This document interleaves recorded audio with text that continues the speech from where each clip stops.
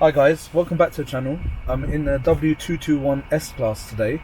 It's the same car that we did a buyer's review on before, so I'm going to sit in the back, see what it's like to be driven around in, and I might even jump in the driver's seat. So see you in a moment. Guys, so the first thing to notice in here, one, I've got a lot of leg room. It's actually really private. It's, you know, it feels a bit dark in here. If I open the window, you'll see just how bright it is actually outside. So it's got kind of the ventilation here. You also get it from this side as well. It's got power here. I mean, it's really specced out. It's obviously got underfloor heating. This seat as well, you can see it's kind of really adjustable, even down to the headrest. Guys, so the thing is, given the price range of the car, it's likely, you know, you end up driving the car yourself these days, but when it was new, most owners would have enjoyed it from the back seat. So for example, this seat, if it's in the way, I can move it forward, I can move it completely out of the way. That's even if someone's sitting in there, I can still do that. It's fully heated, this back seat as well, and this seat itself is fully adjustable. So I mean, if you have a look, every part of the seat is adjustable, even down to the headrest.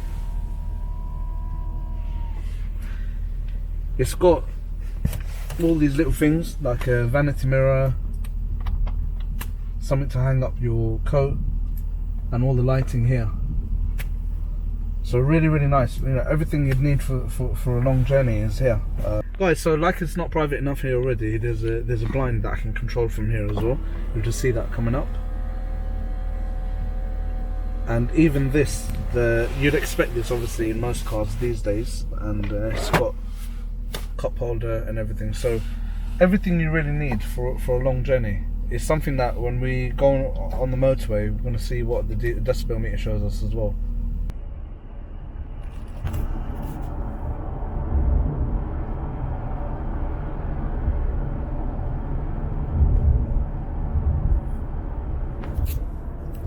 Hi guys, so we're on the motorway at the moment, and just as the decibel meter is showing, it's averaging in the 60s.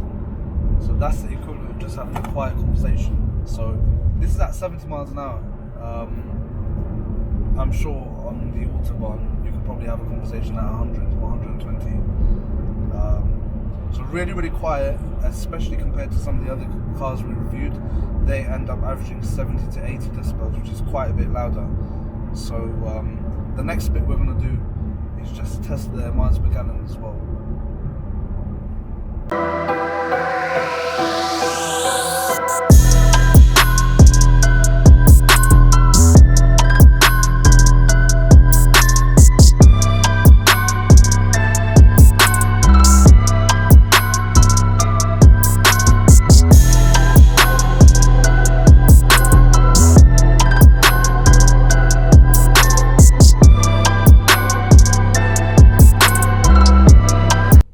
So the first thing to say is just like, you know, everything is electric, so to get comfortable is easy. Look, steering wheel, seats, and the funny thing is even the memory, yeah, like I don't know, these pre-programmed ones, look, it just does everything. Even your mirrors, the steering and the seat is all adjusted. So if you've got a few drivers, this is perfect to have it on the memory. So yeah, really easy to get comfortable. So one of the settings in here is literally just for the gearbox only. So it's comfort, manual or sport. It has no bearing on the suspension. This car itself has got air suspension, and and because it's of this year, you can't adjust it, you can't make it any stiffer or softer or anything like that. You can raise the ride height going over bumps and so on and so forth, but this actual setting is purely for the gearbox. Same thing as the CLS as well. So when you put it in comfort, it takes off in second gear. If you put it in sport, it'll start off in first. So for now, we're going to drive it in comfort. So I think the first thing that strikes me is just literally how big it is. I can see the Mercedes badge way out the front, and it's going to be interesting to see if it actually feels like that on the move.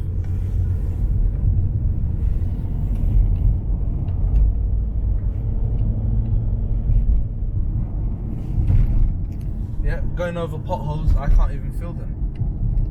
So any other car, you know, state of our roads, you definitely feel it straight away, but in this, it just kind of glides over it.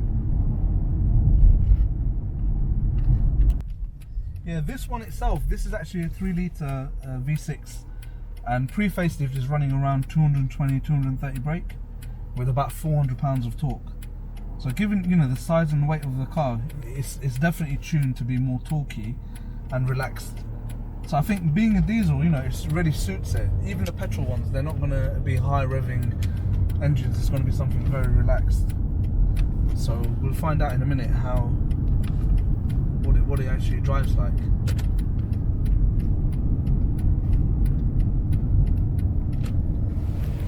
So let's see, look, we're building up a little bit of speed. So foot down. Because it's in comfort, it just changes up at 4,000, but really quiet. The only thing I can hear is a little bit of wind noise around the mirrors, but other than that, nothing's changed. It actually feels quite nice.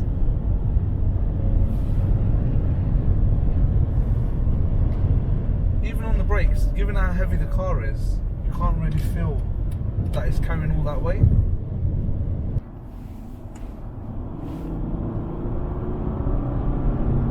Even just joining the motorway, you can just see it just takes a few seconds to go from 50 up to 70. So it's more than enough power in this. I can't imagine what the AMG version is like. This is averaging around 51 miles per gallon from our test so far. So it's got, you know, the tank is almost 100 litres. So you can probably do the best part of 1,000 miles. Guys, I'll tell you something really cool about this. It's got Distronic cruise control. So this is something, you know, it's really common, but this car's 2008. So if I put it on, literally you can see the car in front, it will maintain this distance. If that car slows down, this will automatically slow down for you. It can be overridden, obviously, if you need to accelerate or you brake, then that will terminate it, but it's actually a really nice feature, and you can just imagine doing really, really long journeys, you know, coming out refreshed the other side after 400-500 mile journey. I don't think that will be an issue. Right, so we're just gonna try it out on some of the smaller roads as well. I think what I would say is, obviously around town you're definitely gonna feel the size, but once you're on the move, it's not too bad. It doesn't really roll too much.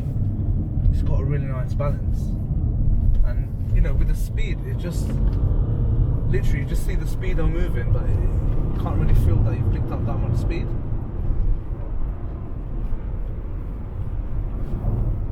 I would say that actually you probably want to drive it if you own one. It's quite a lot of fun. I wasn't expecting to actually enjoy driving it so much. I was thinking it was going to be more fun just as a passenger in the back.